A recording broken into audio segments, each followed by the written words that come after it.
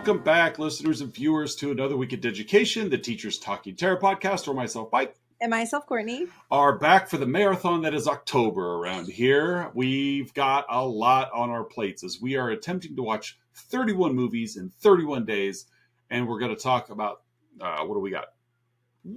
6 of them today? Courtney's job was to make the calendar.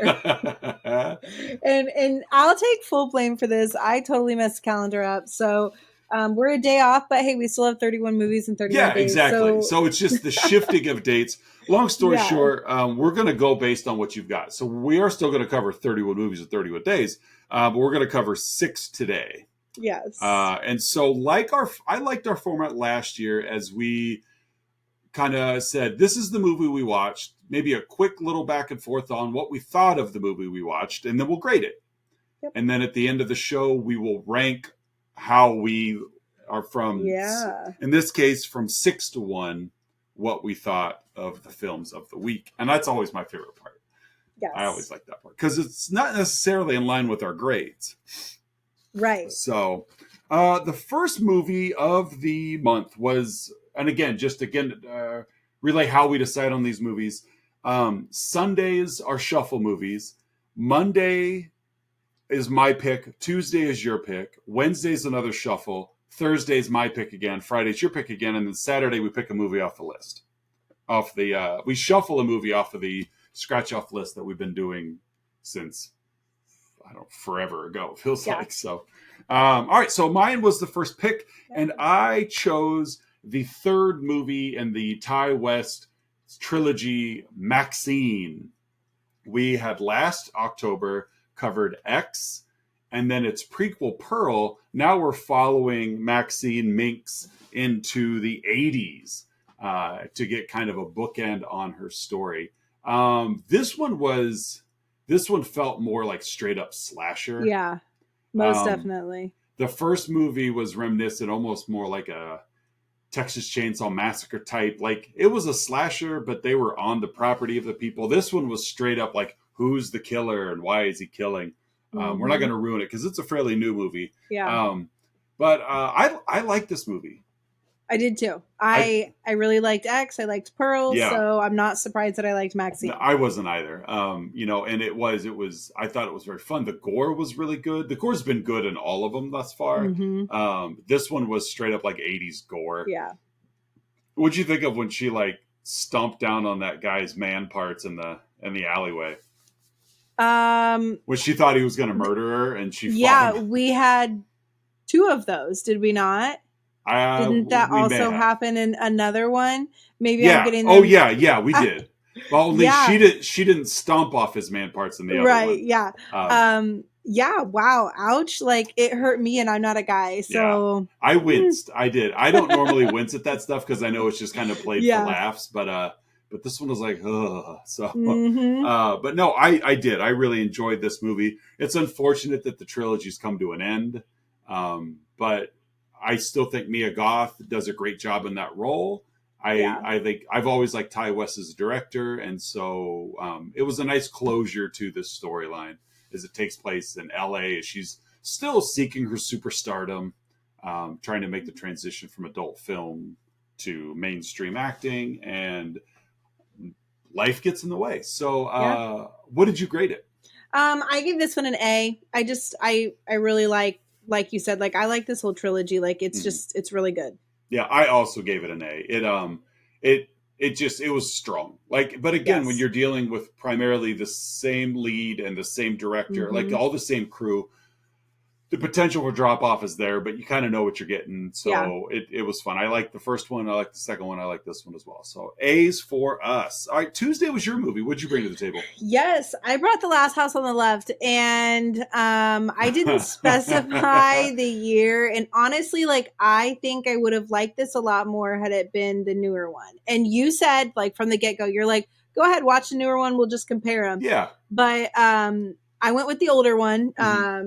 1972, is that what it is? Something. What is Wes Craven's debut film? Yes. So this is honestly like a rape and revenge type movie. Again, the second one I picked for this with a twist, a little bit of a twist. Yeah. I know you're a big fan of Swedish director Ingmar Bergman, and so no, you're not. Yeah. But this, Love 'em. he made a movie called Virgin Spring that this is kind of a real loose interpretation of. It's Okay. kind of the same storyline, but obviously not as graphic as this one. Yeah. But go ahead. So you've got these two friends and they're heading out to a concert, Yeah, and it's two like teenage girls. Yes. And parents are obviously very concerned. Well, they end up running into this like pedophile. Well, he's an escaped convict. Yeah. Like there's three of them. Yes. And they end up running up into him. Next morning, no one shows up home. Like, they're bound and gagged, tortured, raped, stabbed. I mean, everything. Like, Yeah. they just put these girls through the ringer. Yeah. And the camera's on them the whole time. Yeah. Like, yeah. that's really where this movie gets disturbing. Is it is a very violent film. Yes. But even I Spit on Your Grave cut away.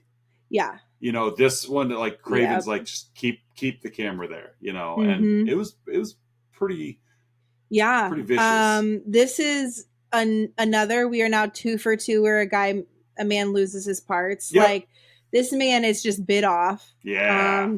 Yeah, because it's not really a twist, because again, this movie's 50 years old, but the spin around, you know, that you're alluding to is the convicts, after they raped and murdered these girls, seek refuge not refuse. That's garbage.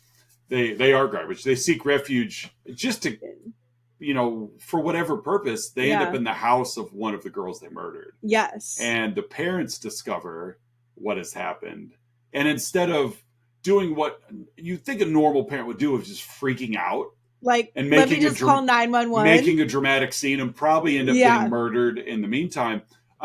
They just like, hey, let's get these guys back and let's seduce them. Yeah, bite them off. Yeah, and I mean, this movie was remade, and the remake, the remake definitely is more Hollywood. It doesn't feel. Because really, parts of this, especially like the woods scene with the girls, the cameraman felt like we were a member of this party. So this kind of gave me. Sorry, I just. Go ahead. You're good. This kind of gave me like the Blair Witch Project vibes when they're in the woods, just because it's like you don't know what's going on. You do feel like you're part of it. And I really did feel like, okay, like I'm here in these woods. I'm watching these girls get tortured. Like I feel bad for them. Well, and again, we mentioned Wes Craven's directorial debut. It's very amateur filmmaking.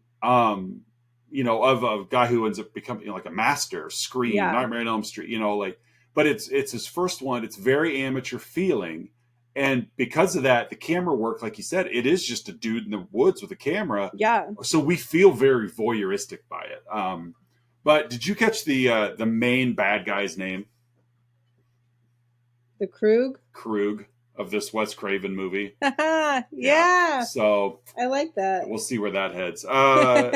So yeah, what'd you give this as a grade? I gave it an A- just because I don't know. I did like it, but I have heard so many things about this. Like, Last House on the Left is so scary. Like, it's, oh my gosh. Like, and then I was just like, I don't want to say unfazed, but unfazed at the same time. Because we're used to it.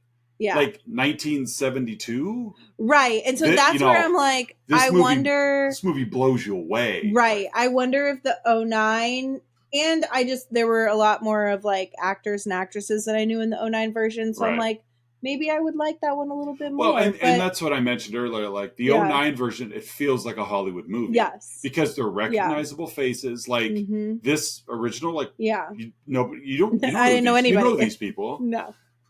Nope. But yeah, so I mean, an A- is still good. Yeah, I gave it an A, just because of it being the launching pad of Wes Craven, and so that's just, you know, that's just kind of cool to be like, not everybody's debut film has a lasting power. Not everybody's debut film gets remade, right? You know?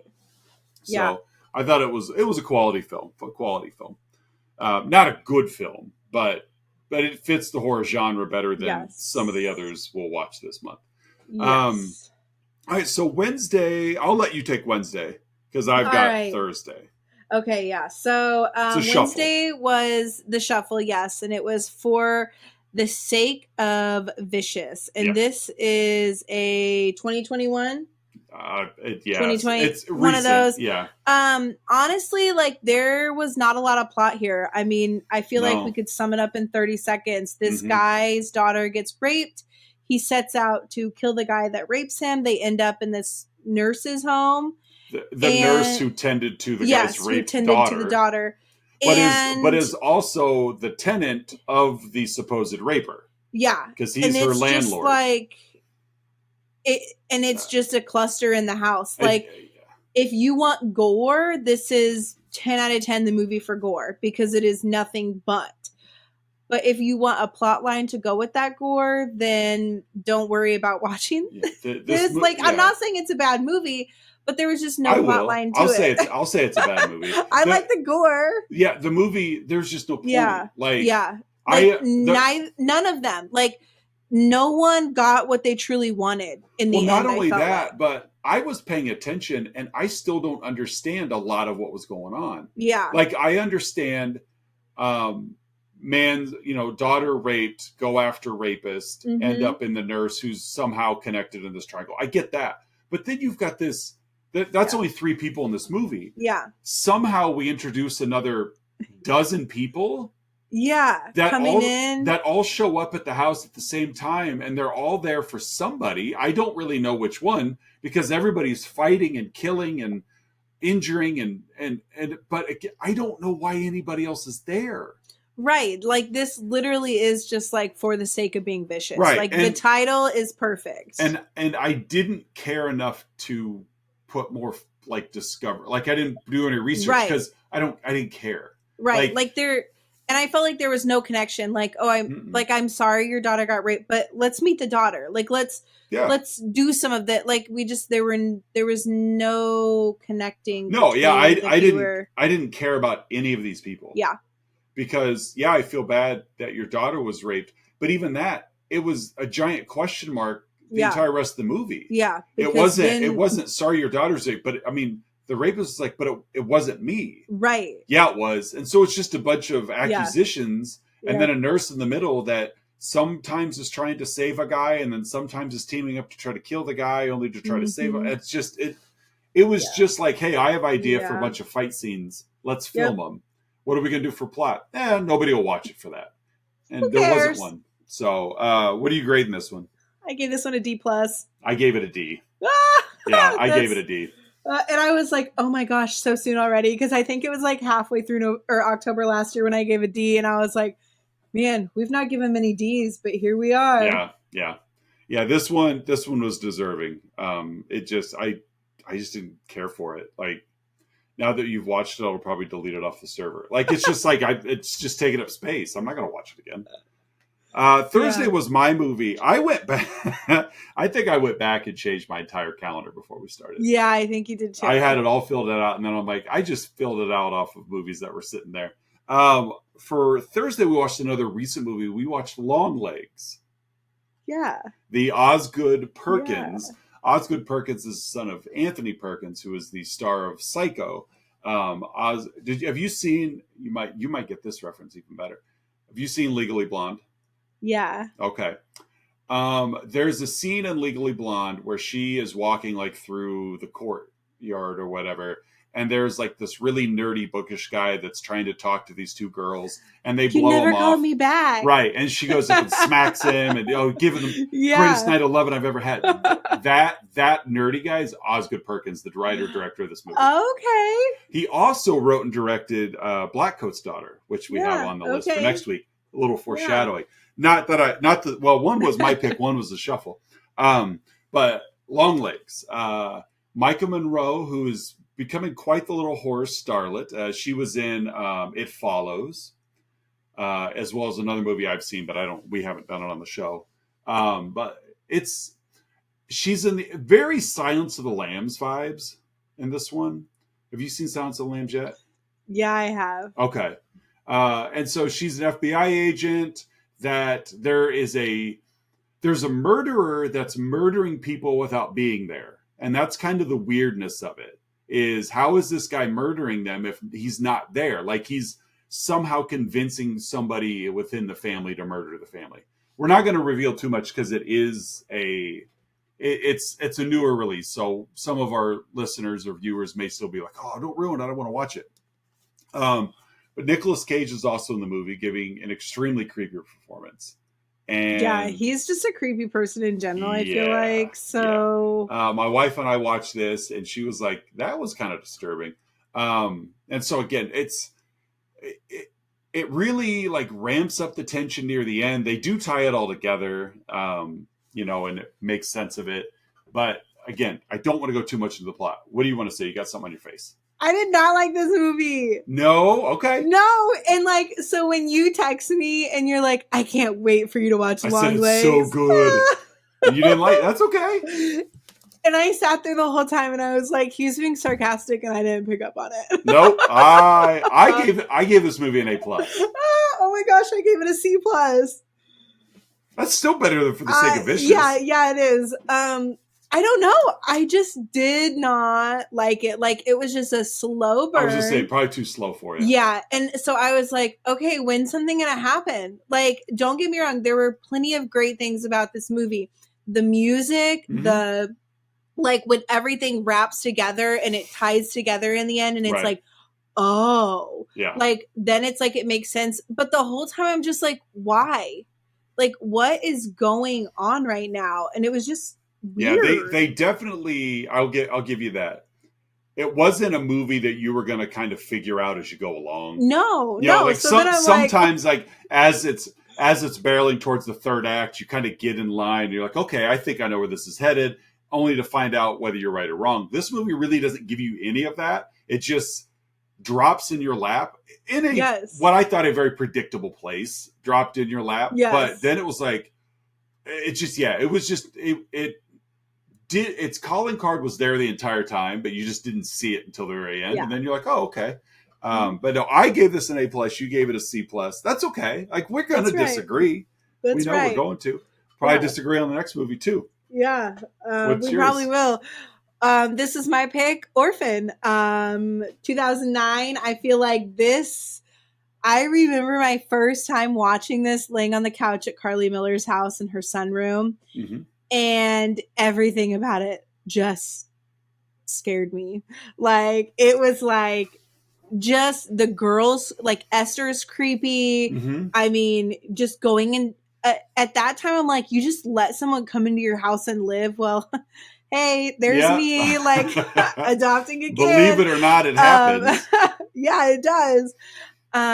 But yeah, like, I don't know. And I still like this movie. Like this, we've got Esther, who is an orphan, is adopted by this very nice family who has recently had a stillbirth. And they've got 2 other little boys. Well, Esther starts out like sweet, perfect little child, and then just kind of turns for the worse, picking on the brothers. She's real conniving. Like, yeah. She's that kid that you would hate to have in class because, like, she's what I call a chameleon. Like, when the adults are around, she's great, but then when it's just the kids, like, she's breaking arms. She reminds me on a less violent level of like that kid in Wonder. Yeah, like the cool popular kid that like all the teachers love the kid, but he's really just this huge jerk. Yes. Only in Esther's case, she's more than a jerk. Right. So come to find out, Esther, and because this movie is older, like I'm just gonna say it, like Esther, the mom is catching on to Esther, and she's like, something's not right. Well, come to find out, she is this like 30-year-old murderer. Yeah, she like got this like dwarfism type condition. It's not dwarfism, but it's in that same vein of like she just stopped aging. She just looks this age. And so she's tried to seduce all of these men that have like taken her in, despite looking like a 12-year-old. And I wouldn't even put her that old. Right, she looked like 10. I would say max. Yeah, especially with the pigtails. Yeah, and when they decide to deny her because she is a child, Right.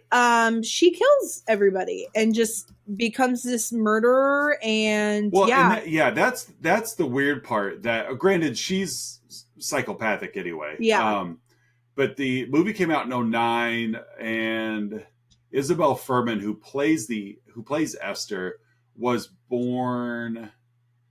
Where's her information at? She's born in '97. okay. So she's 12 years old. So she's, yeah, So I mean, the actress is 12 years old. yeah, So it's weird that you have. It's like the inverse of what the movie is. You've got a 31-year-old character playing a 10-year-old girl. yeah, Who then reverts back to being a 31-year-old. But in all reality, it's a 12-year-old. 12 years old. They had a 12-year-old act out those 31-year-old parts, which is gross. yeah. But like, again, she's a psychopath anyway. But what did she think was going to happen? Like, you built up all of this relationship with these men as their daughter. Yes, like I'm sorry, no. I'm your adopted daughter. I'm going to act your adopted daughter until I get comfortable. Yeah. And then just one night, I'm going to be like, "Hey, baby." Exactly. Like it's so weird. It's like you go from daddy to daddy. And but like in her mind, she's like, one of these men will be for it. One of them adopted a kid strictly to have a relationship with. Like, no, they didn't. And you know what, honey? Like when you get to that, then they also need to die. Like that just, it's all, this movie's messed up. And I don't know. Now that my husband and I have taken in a foster child and are in the process of adopting, like, it's like, whew, it's even scarier. Like, especially because he's 31. Yeah, he is. He's 30. He's as smart as a 31-year-old, but yeah. So, what'd you grade it? I gave it a B.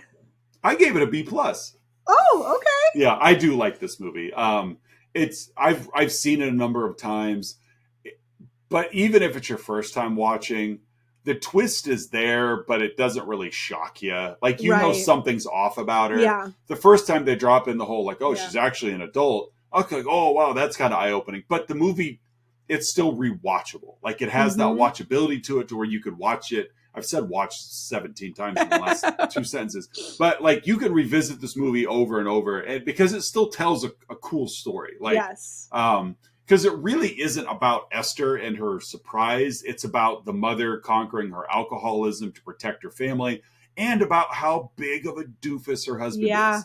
This guy is an idiot. Like, I couldn't imagine if Casey just like blew me off. Like, hey, our kid's like beating me up. Like, he's like, dude, he's fine. And you're like, hey, you had a drinking problem, so I don't believe you. But I haven't drank in a year. But you had one. You had a drinking problem. Yeah. Like, no, that's not cool. So B plus from me, a B from you.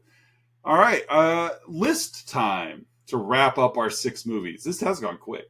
This has. We covered Mario Bava's debut film, A Bay of Blood. Yes. A Bay of Blood, a movie I love in Italian. This subsegment of horror films is called giallo, which means yellow in Italian. It's based on really just like cheap, pulpy novels. But they were easy to get access to, easy to buy the rights of, and easy to film. And the reoccurring theme in pretty much all these giallo films is they're all mysteries. They're all pretty hyper violent. And they all, especially with Mario Bava, they all seem to involve somebody in black leather gloves. Yeah. And I'm all here for it because I've seen a number of these, and I love it because they require no thought. None. They're going to wrap themselves up by the end, and even if it doesn't make any sense, it was still an entertaining ride. So you just let it go. So this was the movie off the list. This movie was a big inspiration for Friday the 13th. Okay. And if you think about it, you're on a secluded lakeside with a bunch of people being murdered by someone you don't know who. Like Friday the 13th. Yeah. And so Bay of Blood, movie kicks off with a woman getting hung. Yeah. Like in a wheelchair, which is just violent. Like, Right, but she just like I liked this movie, so I am not. okay. But I'm just like she just drove herself into this like Right, but you gotta let that go. Like I that's know. that's the cheesy goofiness of this is I know. Like there's not a light on in the house. They throw a rope around her neck, but it's just the violence of like kicking the wheelchair out from underneath this lady. Yes. And just letting because you know she can't walk. Right. Yeah. So, like that is like whoo. So she's literally hanging at like doorknob level to where any person with any motor function in their lower extremities would just stand up. Yeah. She can't do it.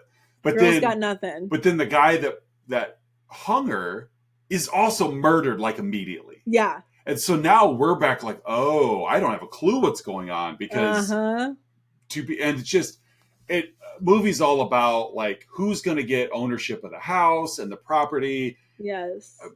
People A, B, and C roll in. People start dying. It's like the movie doesn't make a lick of sense. It really doesn't. If you're watching it trying to understand it, it doesn't make a whole lot of sense because you've suddenly got all these people vying for, well, that's my brother and that's my sister. Well, I didn't know I had a stepbrother or, or half brother or whatever. And it's just, it's kind of all over the place. And nobody wins.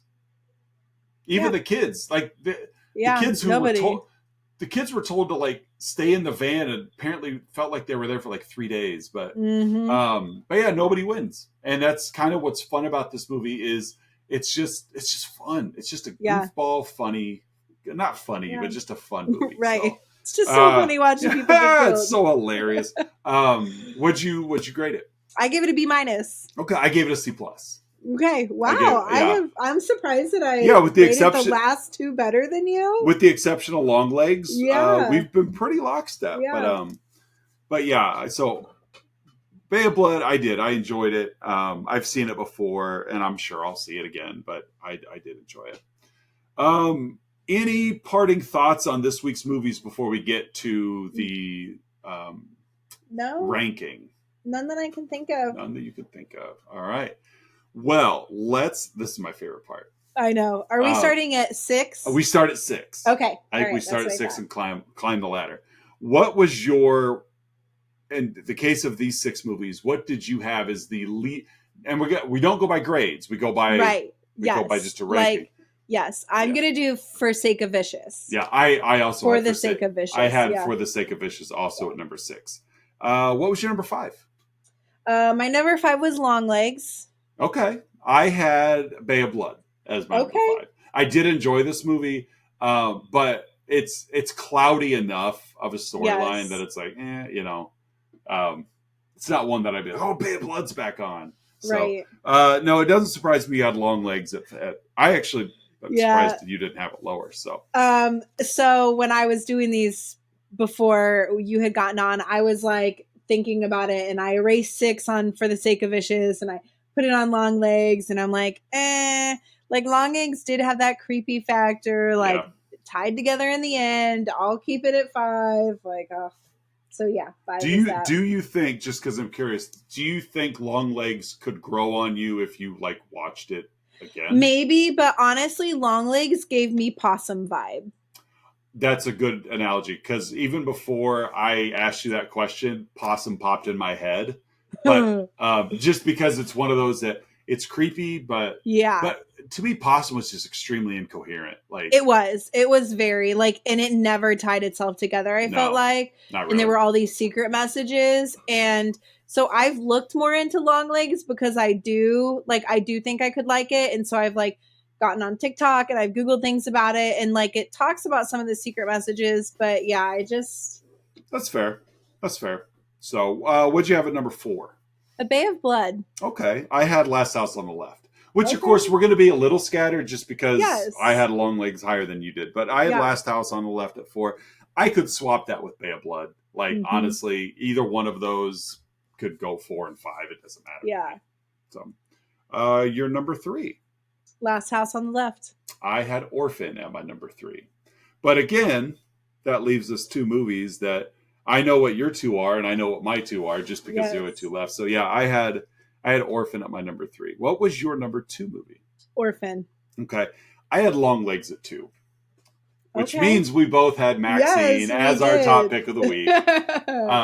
Very well deserved movie. Very I much think. so. And I hope we get some bangers the rest of the month, because like that was the first movie of the month. Right. Why'd you have to put it there? And we'll be okay. We've got some good ones coming up. But Yeah. with that being the first movie on the first day of the month, and then suddenly it's the number one for the week. Yeah.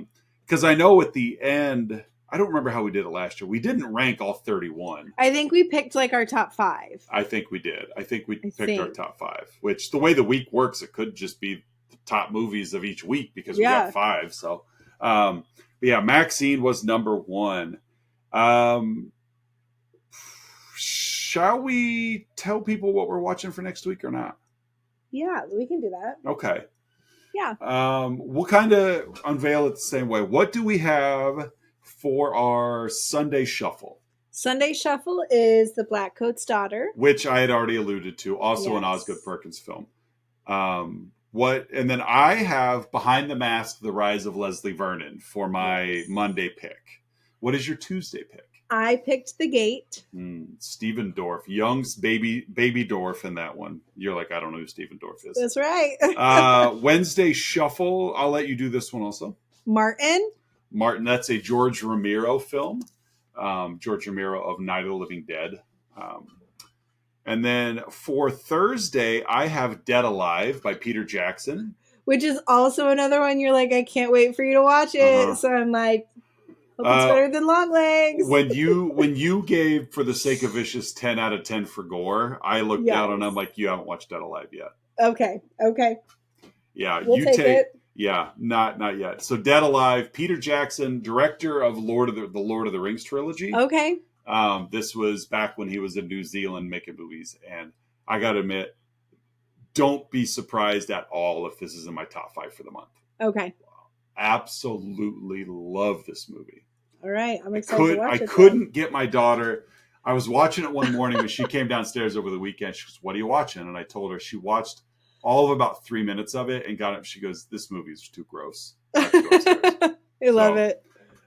So what do you have for your Friday? Friday, I've got The Taking of Deborah Logan. Mm-hmm. And I know nothing about it, but I've seen it on a lot of places, so I'm like, let's watch it. I realized after logging it in Letterboxd, because I've watched all the movies this week already because I work from home and it's great. But yeah, Taking of Deborah Logan, as I logged it on Letterboxd, I'm like, I've seen this movie 3 times already. Oh, wow. Yeah. And then we wrap up off the scratch-off list with Roman Polanski's Repulsion. Yes. Which, if you were a fan of The Tenant and Rosemary's Baby, then the Repulsion is right up your alley because it's about paranoia while living in an apartment. Yes. And that is going to be what we talk about next week. You got anything to drop on our listeners and viewers before we duck out of here for the day? Nope. Like Maxine, I had as my number 1, even though it wasn't my highest rated movie of the week. Right. Highest rated. I had Longlegs as an A+, but Maxine's still my number 1 because I would watch Maxine 10 out of 10 times if it was on. Mia Goth just like she does so good in these films. I feel like because she is not your typical girl next door like hot She's tough. Actress. Yeah. But like watching her like star in her pornos that she does in these movies and stuff, and like just like she walks around like knowing she's hot, it just gives her that hot factor. I like her. She plays Maxine with an it factor. Yes. And that goes a long way. I don't know Mia Goth outside of this role, so I don't know if she possesses that it factor anyway. But she brings enough. She works well enough with Tyree that she can deliver that and make me believe that this character deserves everything she set up for. Yeah. But looking ahead, we've got some fun ones. We definitely have some fun ones that I'm very much looking forward to watching. And I'm very much looking forward to you watching for the first time. So, social media-wise, Facebook, Instagram, and Twitter is where you can find us. I'm still on the fence. If I get time, I'm going to put a website together. And then you can stream from the website if you want. But we can also do other content on the website, like blogs and just we'll see where it goes. Maybe we got a whole media empire in front of us we don't even recognize. I'm not counting on it, but maybe. So, but no, that's week 1. 6 movies down. 6 movies down and 25 to go. That's right. But yeah, so catch us next week while we catch 7 more movies that I've already watched and graded. That you, how far are you? Have you gotten anywhere into this list yet? Because it is Wednesday already.